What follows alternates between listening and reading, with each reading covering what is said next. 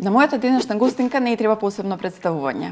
Има кариера од 30 години и таа е најпродаваниот изведувач во Хрватска. Даниела Мартиновиќ, денеска мој гостин во Репортер. Даниела, добро дојдовте. Огромно задоволство е што ви имаме тука. Hvala vam što ste me pozvali ovdje.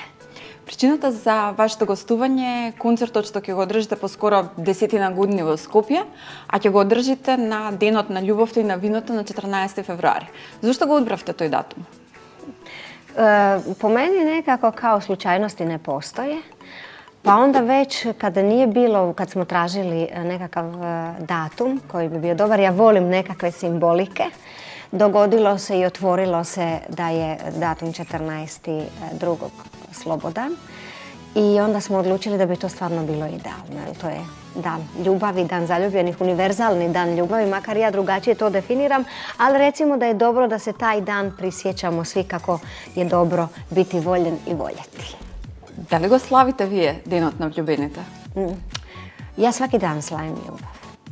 I davno sam otpjevala jednu pismu u magazinu Simpatija gdje pjevam i svaki dan je Valentinovo. Da. I to bi tako trebalo biti. Ali opet kažem, ukoliko ne, nisam protivnica da se ljudi prisjete makar taj dan, da možda mogu biti bolji supružnici, partneri. И сега некако, пошто муаветот не тргна од љубовта, ајде да почнеме со темата за љубов. Odmah u glavu. Да, од еднаш најтешките. Ajmo odmah u glavu. Вие сте долго време во врска со Петар Грашо, па оно што публиката не го знае, бидејќи не зборувате јавно за вашата врска, скоро ништо не кажувате, меѓутоа, како тргна вашата љубовна приказна? To sam ovako rekla. Dakle, svakoj sam svojoj prijateljici to rekla i to bi preporučila svakoj ženi. Započinjanje veze, partnerstva, ljubavi bi zapravo trebalo početi s prijateljstva. Eto, to se nama dogodilo. Dakle, Petar je došao u grupu Magazin kao zamjena Tonču Huljiću na klavijature. Tonča se malo umorio, nije više htio putovat i onda je našla jednog mladog momka koji će malo svirati umjesto njega. I eto, došao je Petar. I ja ga uopće nisam primjećivala, bio mi je bezvezan skroz. Stvarno. Но тоа не го мислите 20 години потоа. 25. 25 години сте заедно. Ne, da, 25. Mislim, 25 godina, sad ću vam reći kako mi ne znamo zapravo kad smo mi počeli, kako zapravo to treba ići, šta. Moramo uzeti neki datum, onda smo uzeli datum zapravo kad smo se upoznali. I to slavimo kao svoju godišnjicu. I sada će ove godine biti 25 godina. Вие некаде сега скоро изјавивте дека тоа со Петар не била љубов на прв поглед. Ne, ni slučajno. Uopće nije bila ljubav na prvi pogled. Prvo sam došla, nisam ga primijetila. Bio je jako visoki i to nekako me sve skupa užasno miša na živce. Baš miša na živce i sjeli smo na večeru i ja sam taman lijepo uzela ono salveticu da ću staviti to ovako. On je sjedio preko puta mene. Ja sam pogledala, on se već brisao i pojeo je cijeli obrok. Mislim se ja, o Bože, koji je ovo lik? Koga mi je ovo Tonči posla? Eto, vidite kako je život, je baš duhovit. Pa što ve privlače togaš ke него?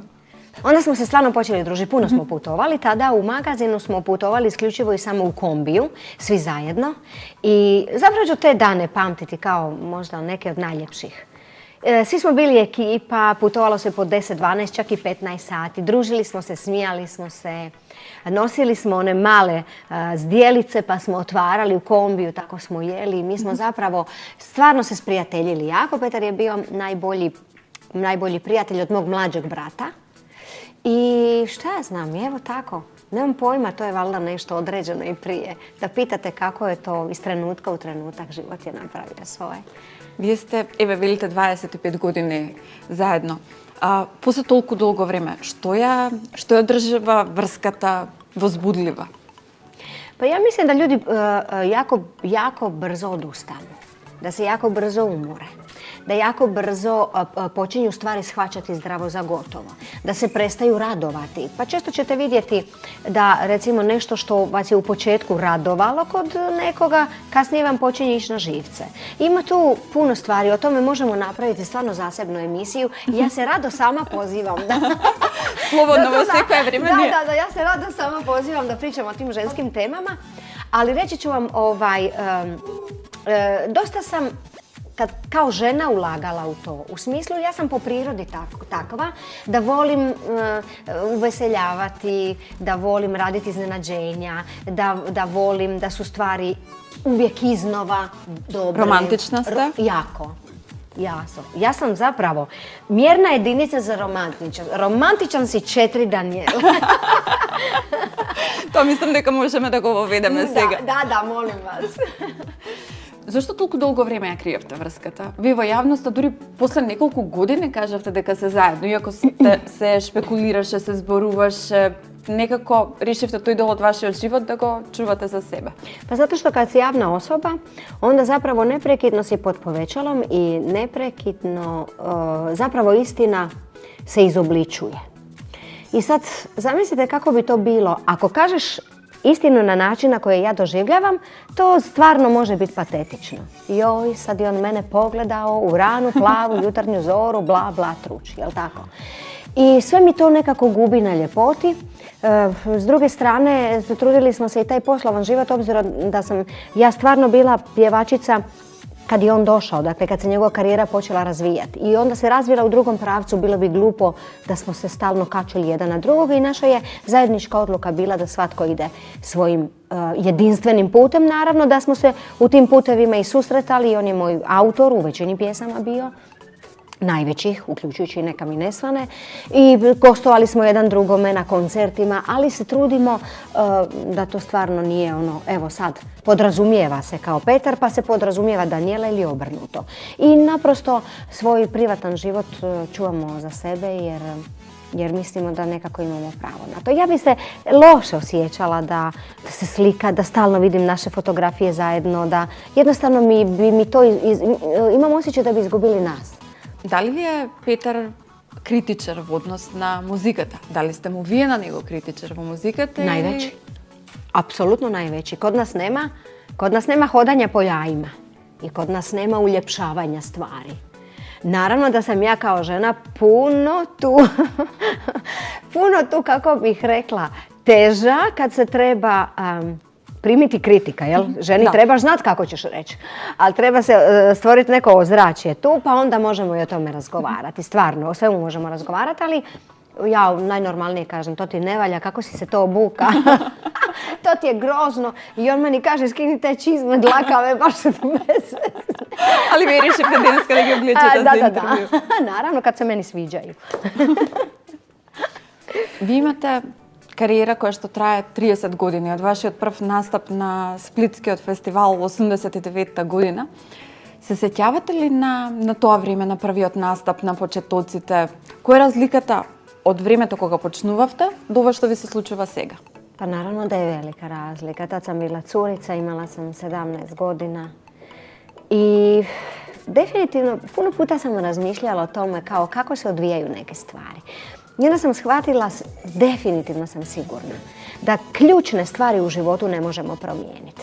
Jer to kako sam ja počela pjevat je stvarno scenario koji ne može nitko normalan smisliti. A počela sam na sljedeći način. Moj stariji brat, koji svira bubanj i dan danas svira u bendu koji prati Doris Dragović. Dobro. I on je tada svirao u crkvenom bendu. Dakle, ne zboru, nego mi smo imali bend koji je svirao pjesme.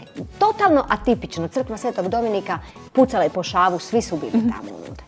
I njihova, dakle oni su imali komercijalne nastupe, i njihova pjevačica, a već su potpisali ugovor za ljetni mjesečni angažman, imala je malu bebu koja se razbolila i ona nije mogla. I gotovo je, dakle, za 2 dana se počinje, oni nemaju pjevačicu. A moj brat malo muca. Kako se kaže kod vas muca? Дътка пилтечи. Ajmo tako, ne znam to ni ponoviti, ali u svakom slučaju. Muca je okej. On je rekao, ja imam sestru i ja mislim da ona može nešto otpivati. I eto, ja sam došla i stvari su se počeli odvijati. I tako sve. Dakle, sve ključne stvari u mom životu nekako su meni došle. Ja nisam tražila ni autore, ja nisam išla negdje za autorima, nisam se prijavljivala na audicije. Да, вие дури не сте се пријавиле ни на аудицијата за магазин. А ве викнале, Тончи Хулjić ве викнал да дојдете на аудиција. Zato što sam ja počela pjevati i već sam u lokalnim krugovima znalo se da ima neka mala, smišna plava koja piva. I onda je Tonči došao na jedan moj koncert vidio me i sutra me nazva na telefon. I reka dođi. Imali smo audiciju neku i ja sam došla na tu. On me je zvao, samo 3 cure su bile. No međutim, jedna je jako popularna sad, a jedna je u Splitu jako popularna, pa bi bilo glupo da govorim imena ko su bili. Вие денес важите за една од омилените пејачки во Хрватска. Пеевте во магазин, во група во која што пееше и Лиљана Николовска, во која што пееше и Јелена Розга после вас. Како беше времето кога вие бевте тамо? Дали беше магазин, да речеме, едно од оние времиња кои што ја обележаа вашата кариера или можеби соло кариерата е сепак оно што ве одвои од другите? Znate šta, ne može se ništa isključiti. Ako koračate negdje i, ne znam, sad ste na 100. koraku, svaki je korak jednako važan. Tako definitivno, apsolutno smatram jedan od najvažnijih koraka u mome životu generalno. Prvo zato što sam došla kao curica, drugo zato što sam tolike stvari naučila. Naučila sam, magazin je najbolji fakultet. Nema ne mogu, nema ne znam kako ću, dakle naučiš se izdržljivosti, naučiš se strpljivosti. Postoješe stroga disciplina? Apsolutno, stroga disciplina. Ja ne znam, ja sam 6 godina pjevala u magazinu, ja se ne sjećam da sam ikada otkazala koncert. Toga nema. Зошто се заминавте од групата? Што ве наведе да ја оставите? Pa jednostavno dođu nekakve, vrijeme dozrije. Neko vrijeme, boraviš u njemu, jednostavno osjetiš da je možda vrijeme za neke promjene. Ja nisam otišla sa namjerom da pjevam solo. Ja sam zaista bila jako iscrpljena. Jer ja sam o tome ritmu nisam puno pričala, nosila sam to na svoj način i psihofizički sam bila jako iscrpljena i zapravo moja je želja bila samo da se odmorim. I moja želja tada je bila da više nikad u životu ne pjevam. Mislim, tada sam se tako osjećala. Јас сакав да ве прашам, дали некогаш добивте желба целосно да се откажете од музиката? Tako je, ali shvatila sam kad je vrijeme prošlo da je to učinio umor. Da zapravo umor koji je bio akumuliran godinama je napravio da vidiš iskrivljeno.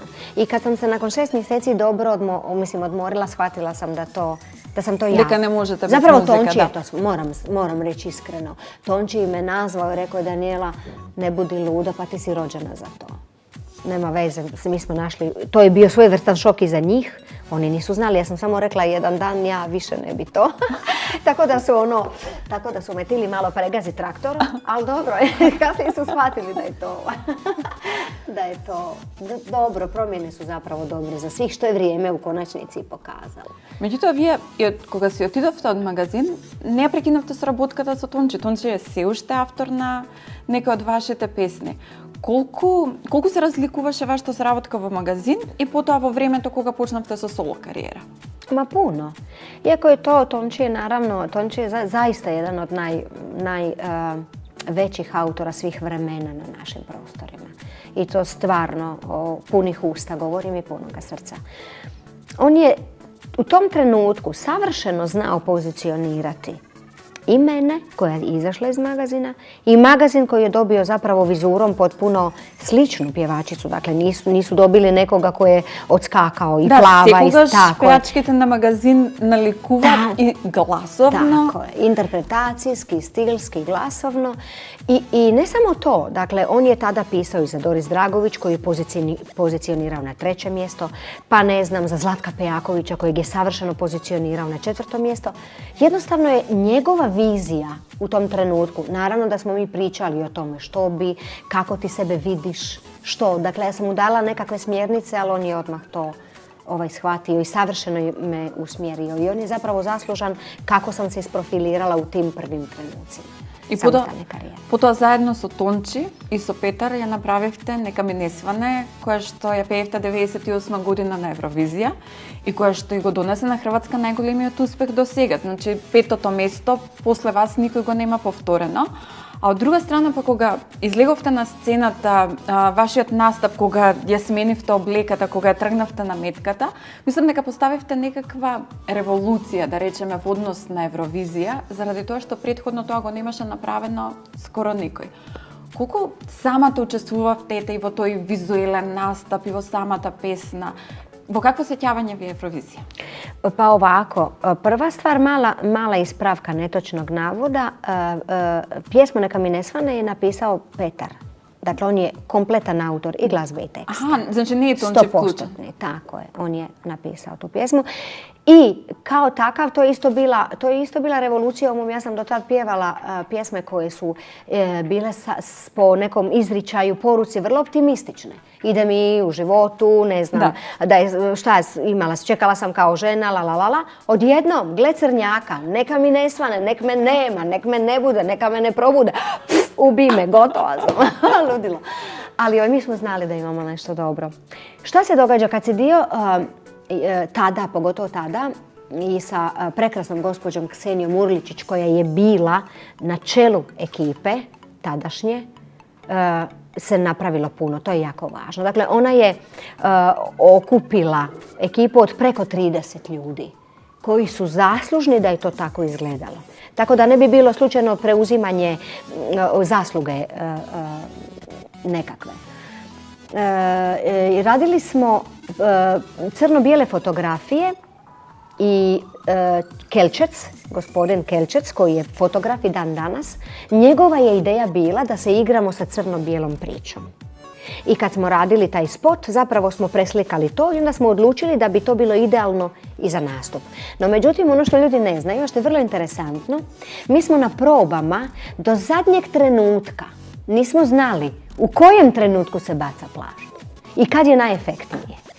I svi su ljudi na probama, dakle cijela ekipa od 30 ljudi, svaki dan je bila na probama i onda je Petar se digao i rekao je ovo je trenutak. Ne prije, ne poslije. Dakle, on je odlučio kakav je to trenutak u kojem se to dogodilo. I sad, kad pričaš o nekim stvarima koje su stvarno, recimo, ušle u povijest na svojevrstan način, tog trenutka nisi svjestan. Zato ja, kad pričam kasnije i o stvarima o kojim sam pisala, toga ćemo se takniti, govorim budite svjesni svakog trenutka. Jer nikad ne znate da li je baš taj trenutak nešto što će zauvijek promijeniti sve.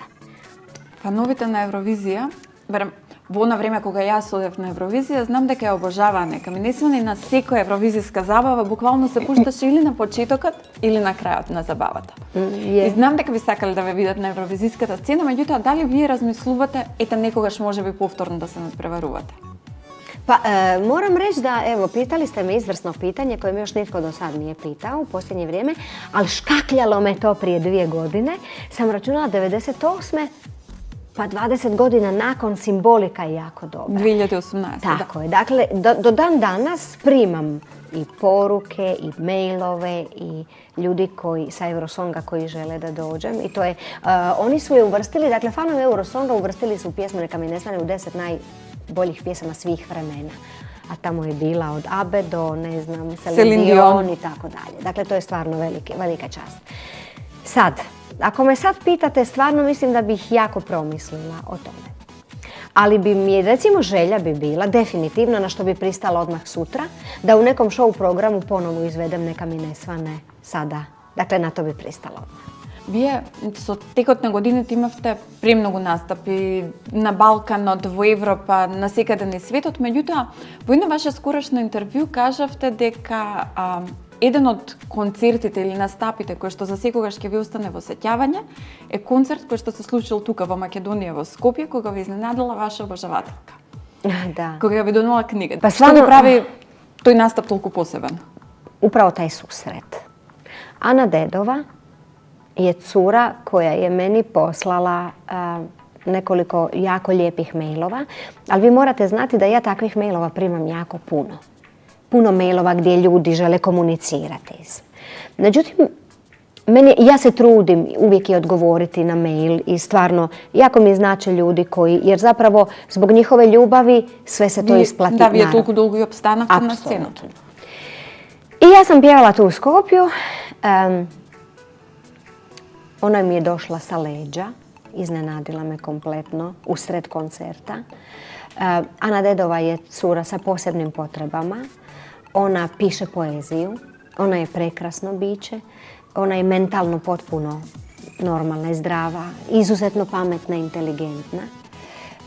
Ja sam ostala zaista bez daha, jer nisam imala pojma u kojem trenutku, zašto, šta se događa i to se stvarno vidi. Ono što me je posebno nakon toga još dirnulo, Ana je posvetila meni knjigu poezije, cijelu knjižicu poezije koja se zove Tvoje anđeosko lice. I kad sam je pitala, nakon što je ona sa svojom mamom sjela, rekla sam, Ana, ovo je jedan od najljepših poklona koje sam ja dobila u svom životu. Ali reci mi, zašto ja? Ima toliko pjevača, toliko pjevačica svjetskih, zašto baš ja? Ona meni kaže ovako, ispričat ću ti priču. Vidiš da ja imam poteškoće u razvoju. Imala sam puno velikih operacija koje su bile jako bolne i trajale su dugo. I odlazila sam, kad sam imala 17 godina, na svoju jednu odlučujuću operaciju. I više sam toliko bila umorna da nisam znala da li ja to stvarno želim ili ne želim. Ali odlučila sam se i kad sam putovala prema operacionoj sali, liječnik me vozio, ja sam čula jedan glas na radiju i zaustavila sam liječnika i rekla sam, stanite, ko je ovo? On je rekao, to je Daniela, pjevačica iz Hrvatske. Na što Jana odgovorila, ne, to nije Daniela, ona je moj anđeo, a sada me vodite na operaciju jer ja znam da ću biti dobra. E sad, to su stvari koje nadilaze sve nagrade, sve prodane ploče, sve rasprodane dvorane, jer nikad u životu, i o tome sam pisala, i o tome ću vam reći, mi ne znamo kako će naše postojanje i naša uloga, gdje god da jesmo, odrezonirati i koga će sve dotaknuti i kome će sve promijeniti život na razne načine. To ne znamo i zato sam bila ponosna. Ja sam zaplakala nad tom pričom koja mi je zaista nešto najljepše što mi se dogodilo u životu. Jaz si ќе ве прашав, следното прашање ми е поврзано со опишувањето книги. Значи, во Македонија малку луѓе знаат дека вие сте автор на веќе 2 книги. Вашата втора книга ја промовирате сега, во моментов излезе од печат неодамна. Како почнавте да пишувате? Што ви инспирираше? Што беше почетниот момент кога решивте, да, Даниела, ти имаш нешто да кажеш, ајде да го пренесеме тоа на публиката? Pa ja zapravo imam osjećaj da ja već dugo imam nešto za reći. To je prva stvar. Medijske cenzure su me strašno umarale. U jednom periodu sam jako prorijedila svoje intervjue. Nisam davala intervjue, nisam izlazila, nisam ništa, jer mi je to, taj lik kojeg sam javila na televiziji je bio meni potpuno stran. I onda sam shvatila da to nema razloga i prestala sam to raditi. Pisati sam počela, naravno, kao većina ljudi pretpostavljam, to počinje u nekom težem osobnom periodu u životu. Dakle, imala sam nekakve svoje, tako, kako bih nazvala, ajmo reći, nekakva previranja unutar sebe. I shvatila sam da mi je to vrlo teško izverbalizirati, da postoji jako malo ljudi sa kojima se to može, osim moje najbolje prijateljice Doris koja je rođena istu noć kao i ja. Ona zna sve o meni i s njom razgovori mogu trajati satima i uvijek su novi. Ja sam intuitivno uzela papir i počela pisati. I onda sam napisala, znam točno kako se zove prva pjesma koju sam napisala, zove se Zaključana.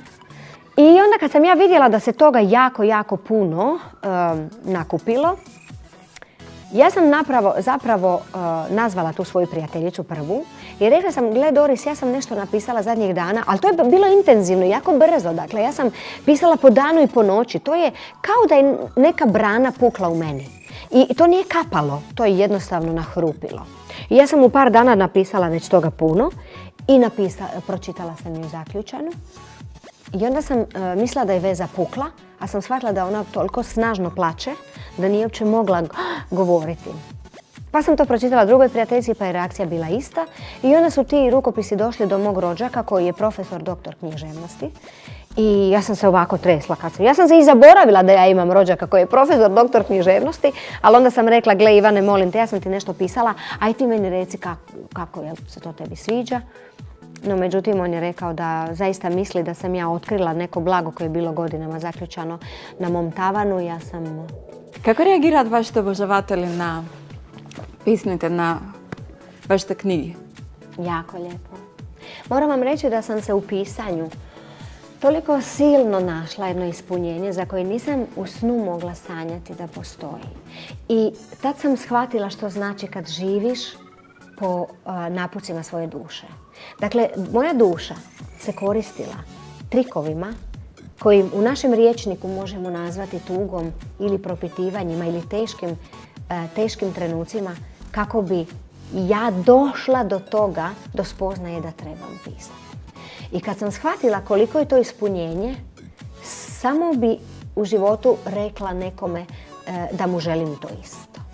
I ta je ljubav tako jaka i velika postala sad da sam to uvezala u svoj koncertni doživljaj. Dakle, glazba je sada jednako i pisanje jednako važno kao moja glazba i to sam uvezala u jednu glazbenu priču koja se zove Neopisivo, kao što se zove i taj Šalabahter života drugi dio. Да, вашиот концерт што ќе се одржи сега го носи насловот Неописиво. Вие некаде кажавте дека тоа се вашите песни во малку поинакви аранжмани, меѓутоа дека на публиката сега ќе читате и дел од вашата поезија. Tako je.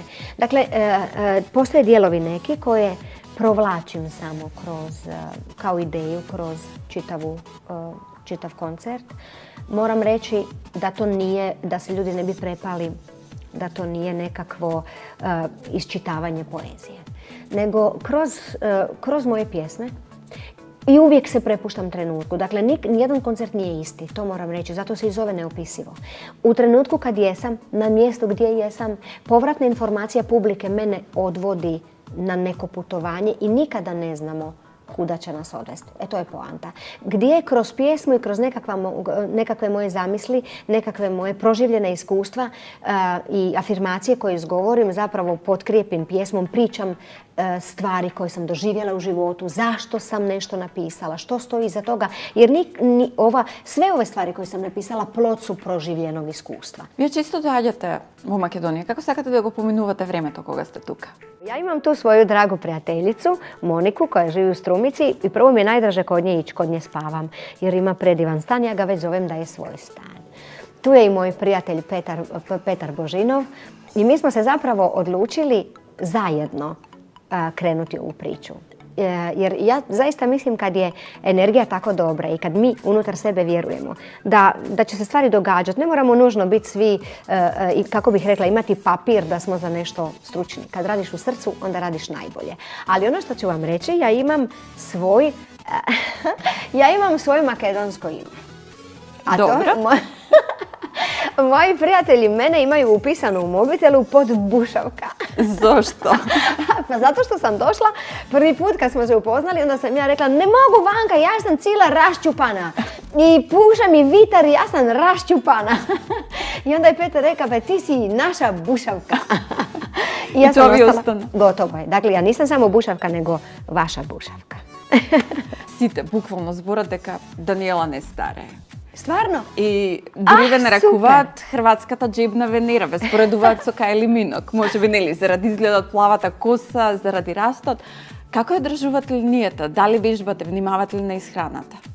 Apsolutno da. Sve drugo bi bilo lažno i nije istina. Ja nisam susrela, osobu koja kaže joj, ja jedem sve i to mislim da je to stvarno laž. Kao i obrnuto. Joj, ja ne jedem ništa i debljam se. Stvarno mislim da ljudi nisu svjesni i da zato to. Ja Dalmatinka sam i moram reći da sam kao takova sklona toj laganijoj hrani, dakle dosta povrća, dosta kuhanog povrća, dosta salate, dosta ribe i nisam nikad bila ljubiteljica. Dakle, znam da se ljudi čude, mi se svi još dan danas. Dakle, ne volim picu, ne volim njoke, ne volim tjesteninu, ne volim lazanje, jednostavno ne volim to i ne volim brzu hranu, nisam to nikad jela, ali zato kad dođemo ovdje onda se ubijamo u ajvaru, ali stvarno se ubijamo u ajvaru i u vašoj hrani. Stvarno volim. Tu si dam oduška. Treniram, čitav život nešto, ali jako se brzo zasjetim, što znači da ne volim robovati nečem. Sad ja moram 5 puta tjedno po sat vremena, mislim da je to sve krivo. Uvijek sam išla po parametru sebe. Što ja mislim da je za mene najbolje. I vjerujte mi, to je sat koji je nepogrešiv, ali se treba znati slušati.